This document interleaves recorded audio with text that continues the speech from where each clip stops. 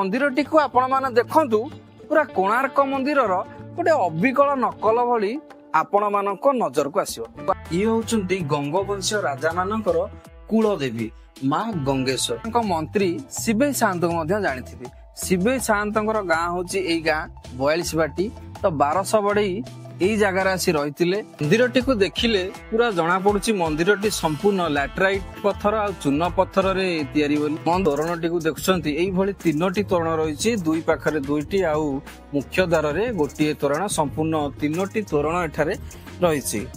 आजिकालीर समय रे एई भली अनेक जगह रहि जाइछि जहाँकि लोक लोचन ठारू बहुत दूर रे तो बहुत कम लोक सेई भली सुंदर स्थान विषय जानिछंती। तो मु कहूची पुरी जिलार गोप ब्लॉक रो एक 42 बाटीर एक सुंदर जगह बा एक सुंदर मंदिरटी जहाँकि गंगवंशीय राजांक समयर। तो नमस्कार भाई और भौणी माने, मु आपण मानकर से दूर संपर्कीय महापात्र 2.0 आपण मानकु स्वागत करूची एई भली एक सुंदर जगह। फाइनाली मु आसी पहुंची गली से मंदिरर प्रवेश द्वार रे। चलंतु भीतर को जीवा, कोन सब जिंस रहिछि देखिबा। आसंतु आपण माने मो पछ भागर देखि पारुथिबे सेई मंदिरटी को, जो मंदिरटी विषय रे मु आपण मानू कहउथिली। ए मंदिरटीर ना माँ गंगेश्वरी मंदिर। गंगवंशीय राजा माने निजर कुलदेवी बा कुलदेवी उद्देश्य रे जो मंदिरटी निर्माण करथिले से मंदिर ना हेउची गंगेश्वरी मंदिर। मंदिरटी को आपण माने देखंतु पूरा कोणार्क मंदिरर गोटे अविकल नकल भली आपण मानक नजर को आसीबो। आपण माने देखंतु केते सुंदर तोरणटी हेछि। मंदिर को जीवा पूर्वरु आपण मानक नजर को तो आसीबणी।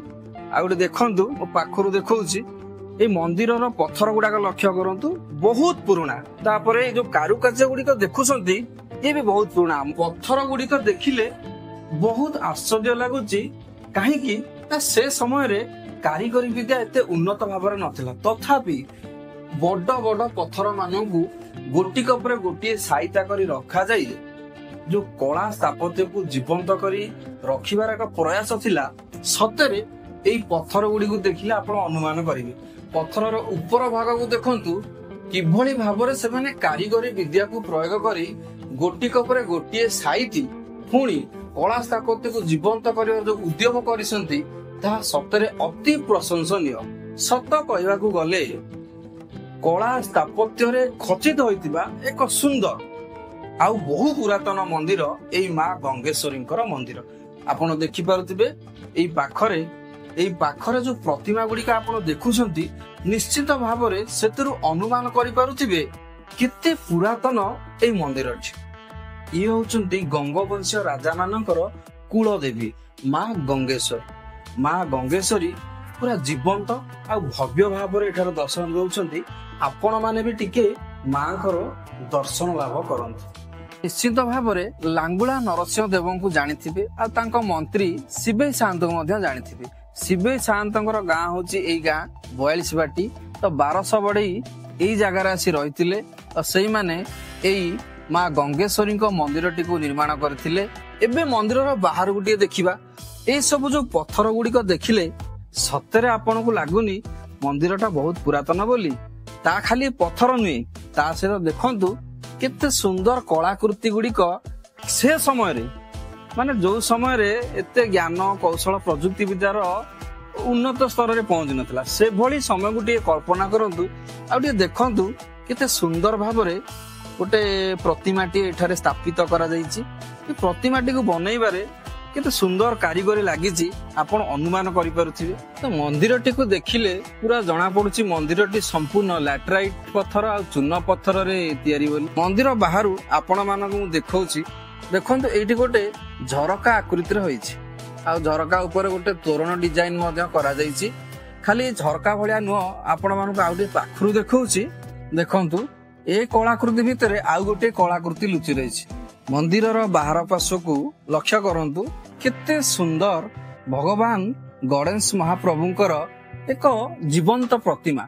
चलंतु एपट साइड को टिके जिबा, देखिबा एपट सब कोन रहिची। हां, एपट साइड रे आपनक नजर आसीबो एई भली सुंदर प्रतिमाटी।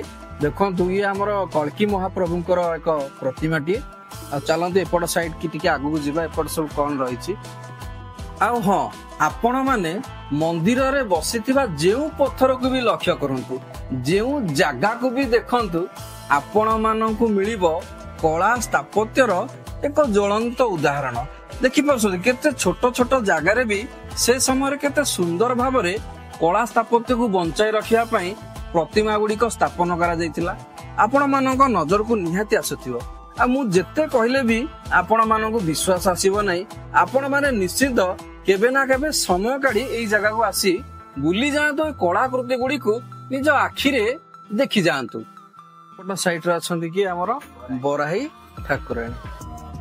ଏଇଠି ଯୋଉ ଆପଣ ତୋରଣଟିକୁ ଦେଖୁଛନ୍ତି, ଏଇଭଳି 3ଟି ତୋରଣ ରହିଛି, ଦୁଇ ପାଖରେ 2ଟି ଆଉ ମୁଖ୍ୟ ଦ୍ୱାରରେ ଗୋଟିଏ ତୋରଣ, ସମ୍ପୂର୍ଣ୍ଣ 3ଟି ତୋରଣ ଏଠାରେ ରହିଛି। ଭଳି ଚାରି ପାଖରେ ଆପଣ ମାନେ ଦେଖିପାରିବେ ସୁନ୍ଦର ପଥରରେ ନିର୍ମିତ ବହୁତ ବଡ ପାଚେରୀଟିଏ ଚାରି ଦିଗରେ ରହିଛି। ସାଙ୍ଗମାନେ, ଆଜିର ଭିଡିଓରେ ଆପଣ ମାନେ ଏଇ ମନ୍ଦିର ବିଷୟରେ ବହୁତ କିଛି ଜାଣିବାକୁ ପାଇଲେ। ମୁଁ ଆଶା କରିବି କି ଆପଣ ମାନେ ସମୟ ସୁବିଧା କାଢି ଏଇଭଳି ଏକ ସୁନ୍ଦର ଜାଗାକୁ ବୁଲି ଯାଆନ୍ତୁ। ତ ଆଜି ପାଇଁ ଏତିକି, ପୁଣି ଦେଖା ହବ ଆପଣ ମାନଙ୍କ ସହିତ ଆଉ ଗୋଟିଏ ନୂଆ ଭିଡିଓରେ।